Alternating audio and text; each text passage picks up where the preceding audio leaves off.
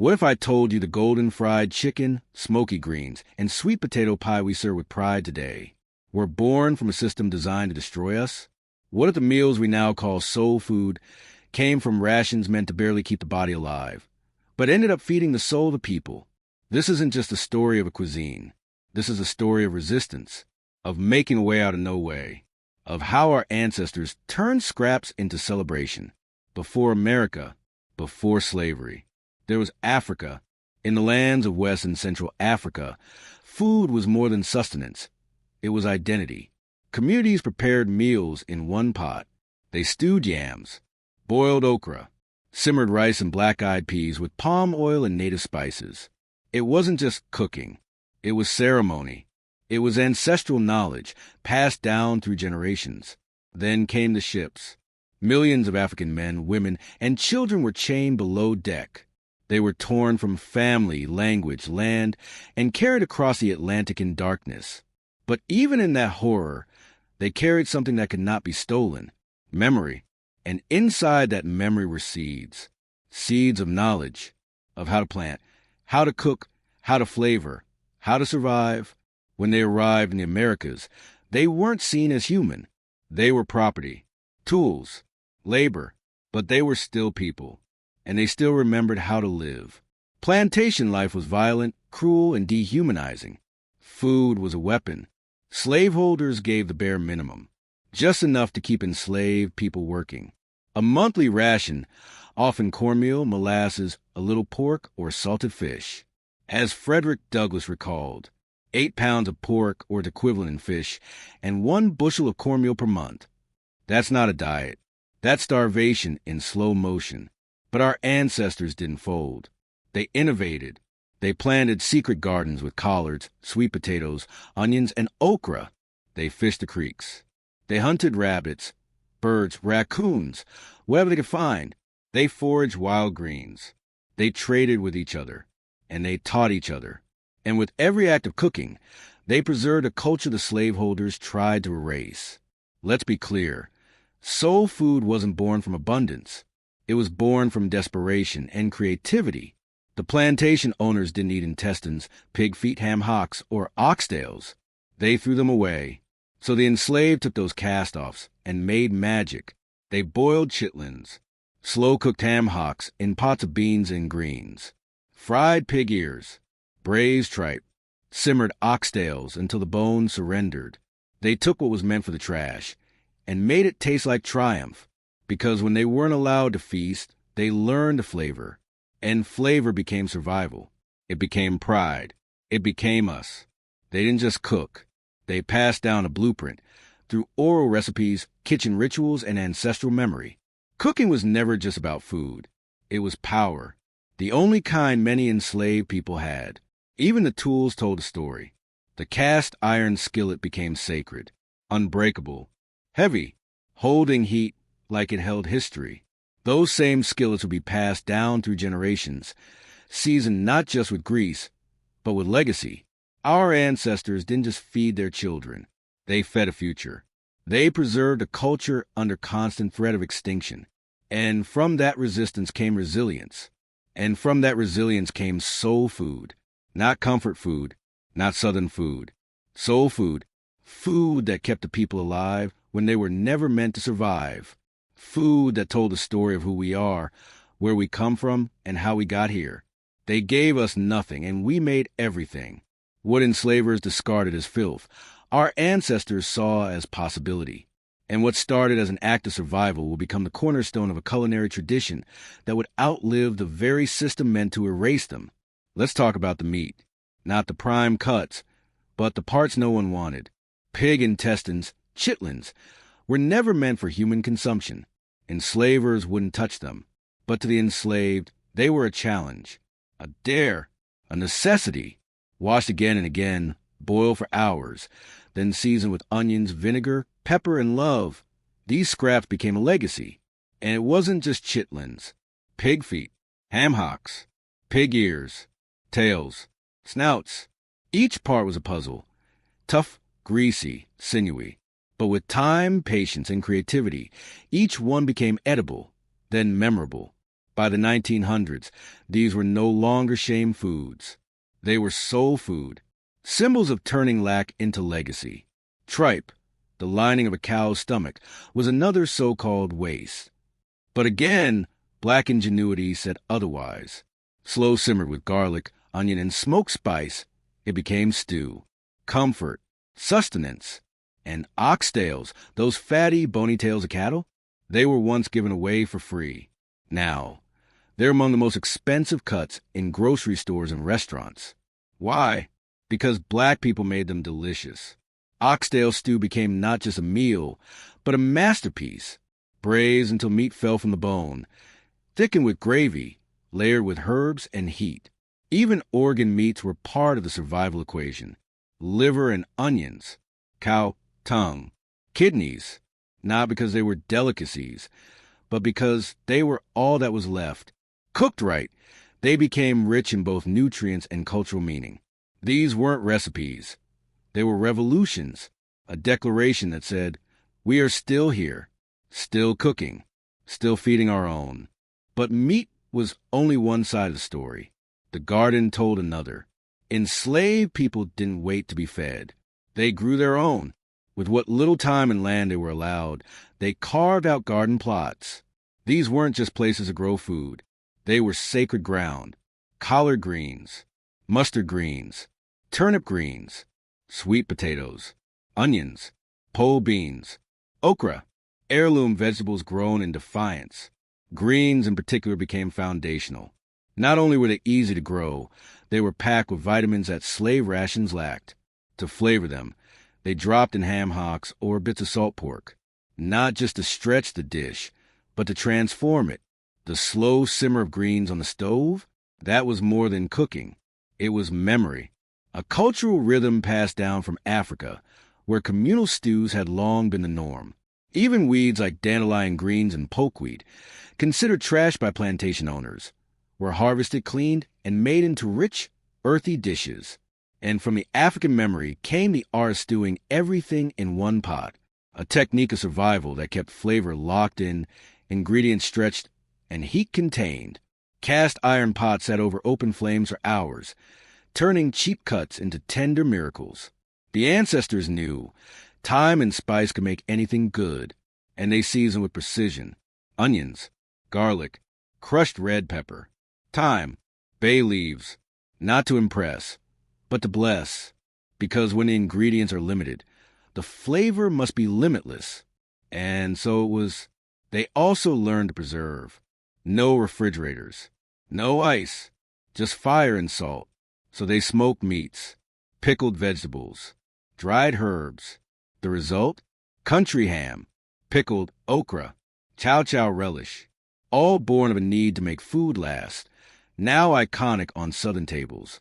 And the tool that carried it all? Cast iron, the original non-stick pan, durable, dependable, and heavy with stories. Dutch ovens were passed down like sacred relics because they were, to this day, a well-seasoned cast iron skillet is still one of the most cherished tools in Black kitchens. But let's not mistake this ingenuity for comfort. This was not romantic. This was survival. The rations were limited by design. A system meant to keep the enslaved weak, dependent, and under control. The fact that our people managed to nourish themselves and build a cuisine from cruelty is a miracle. And in that miracle lies the core of soul food, making something out of nothing, feeding the body while feeding the spirit. And it's no coincidence that many of these dishes, once mocked, are now served at five-star restaurants. The world fell in love with the taste, but too often it forgets the story. So we tell it, not to glorify the pain, but to honor the genius that grew from it. Because if they could build a legacy out of scraps, what excuse do we have not to keep it alive? When slavery ended, the chains didn't disappear. They simply changed form. The plantations gave way to sharecropping. Jim Crow rose from the ashes. But one thing never changed. We still gathered around food. And not just to eat, but to heal. Soul food had carried our ancestors through the worst of bondage. Now it would carry their descendants into a new era of resilience and celebration. This is a story of how soul food became Black joy, how it left the fields entered the church and marched his way into cities across America. After emancipation, many newly freed black folks had few options. They had no land, no wealth, and often no protection. But they had knowledge. They had recipes, passed down in whispers and stirring spoons. They had the iron pots, the garden wisdom, the hands that knew how to season life out of anything. So many black women became cooks for white household hotels, boarding schools, and railroad kitchens.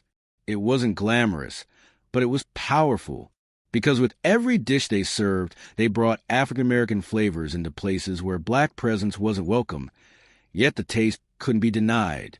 These cooks were cultural ambassadors, armed with okra, skillet cornbread, and fried fish. And while racism kept them out of white dining rooms, black communities were building something of their own. The black church became more than a place of worship. It became the cultural and spiritual heart of the people. And at the center of every church was a kitchen. There, the soul food tradition deepened. After service came Sunday dinner, a sacred ritual in black households across the South and beyond. Fried chicken was the crown jewel, not just for taste, but because chickens were one of the only livestock black people could raise independently during and after slavery. And to serve a full seasoned chicken, that was pride, that was ownership, that was family. Alongside it came collard greens, slow simmered with smoked meats, macaroni and cheese, creamy and baked to a golden crisp, sweet potatoes, candied or mashed, cornbread, fluffy, buttery, sometimes kissed with honey, and always some form of dessert, whether sweet potato pie, peach cobbler, or pound cake, lovingly made from scratch. Sunday dinner was never just about food. It was resistance wrapped in routine. It was the weekly reminder, we survived, we're still here, and we're going to eat well anyway.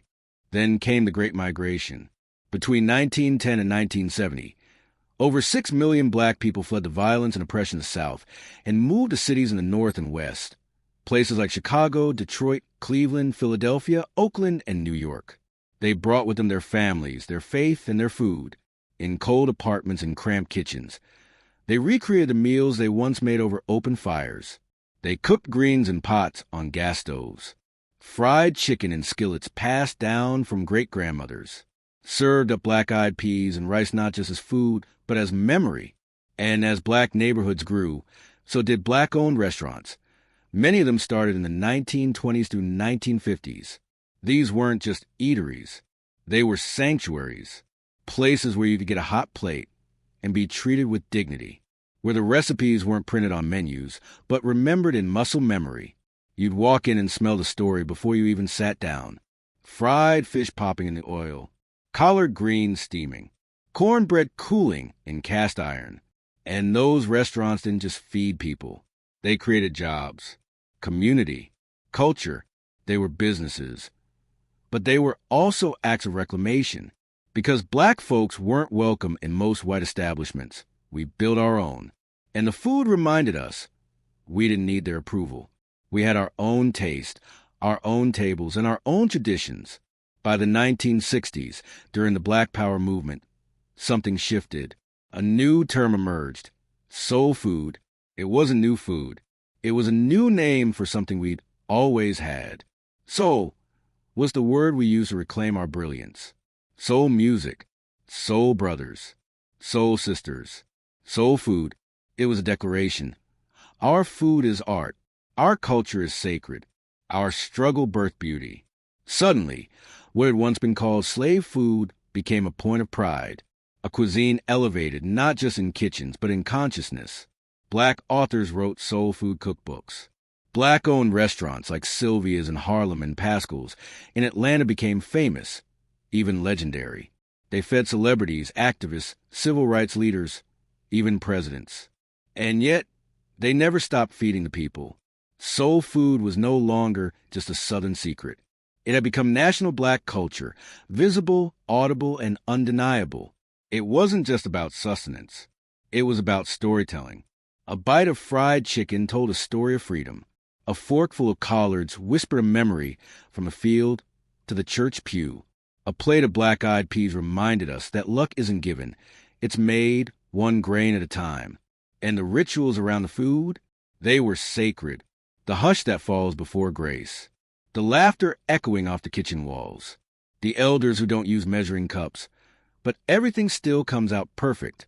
The children told, taste this, and with that, become part of the tradition. Soul food didn't just travel, it taught. And by the 1980s and 90s, it was everywhere. In diners, in music videos, on sitcoms. In every state, every city, every family reunion, you'd find some variation of the same truth. We made it, and we're still making it, one plate at a time. But with all this celebration, a new question emerged. What happens when the food that saved us starts to hurt us? That's where we go next. The food that once kept us alive is now being blamed for killing us. That's the bitter truth no one likes to talk about. Soul food, born from struggle, soaked in legacy, baptized in cast iron, has become linked to some of the most devastating health issues in the Black community. Heart disease, diabetes, obesity, high blood pressure, not because the food is cursed, but because the context has changed and no one warned us. When our ancestors fried chicken in lard and seasoned greens with pork fat, they did it to survive. They needed every calorie, every gram of salt, every spoon of grease had a purpose. It was fuel for field work, for labor, for endurance. But today, our struggle looks different. Many of us no longer labor from sunup to sundown, but we're still eating like we do. Fast food replaced garden food. Cheap calories replaced fresh produce. And convenience replaced community. We lost more than nutrients. We lost the why behind the cooking. And the cost has been devastating. Black Americans are twice as likely to be diagnosed with diabetes. We have higher rates of stroke and hypertension. Hospitals are full, while gardens sit empty, and our dinner tables, once sacred altars of resilience, became battlegrounds of misinformation and habit. But we're not stuck. We are never stuck. Because just like our ancestors adapted through slavery, so too must we evolve now, with purpose, with power, and with flavor. Enter the new Black kitchen. From Brooklyn to Birmingham, from vegan food trucks to farm-to-table pop-ups, a quiet revolution is rising. Black chefs, home cooks, and nutritionists are redefining soul food, not erasing it, reclaiming it. They're taking the same traditions, the same flavors, and cooking them with fresh wisdom. Collard greens still slow simmered, but now with smoked turkey necks instead of salt pork. Fried chicken, baked or air-fried with bold seasoning blends. Candied yams sweetened with honey instead of corn syrup. Mac and cheese with less butter, more herbs. It's not about losing culture. It's about making sure our culture lives. And it goes deeper. We're planting again. Community gardens are blooming in food deserts. Elders are teaching the youth how to grow collards and herbs. Cooking shows, cookbooks, and YouTube channels are teaching us how to eat to live, not just eat to feel good. Even the ancestral grains like millet, sorghum, and fonio are making a comeback. They were staples in Africa long before the ships. Now, they're being rediscovered as superfoods, high in nutrients, naturally gluten-free, and packed with heritage. But make no mistake, this movement isn't just about health. It's about sovereignty. It's about no longer letting corporations define what's cheap or convenient.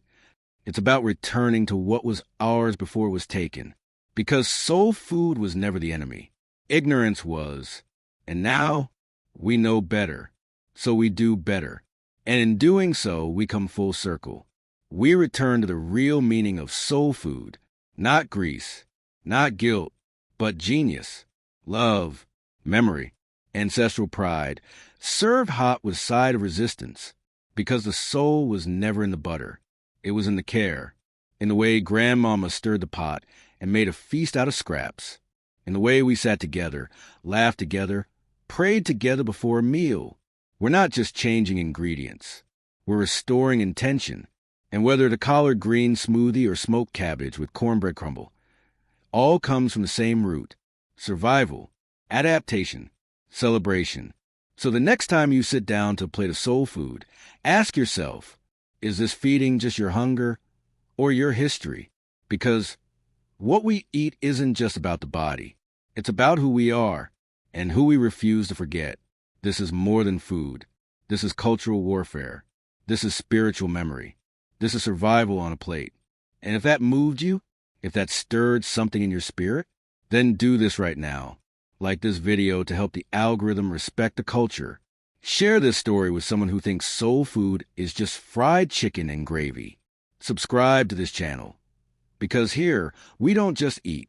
We remember, we resurrect, and we reclaim.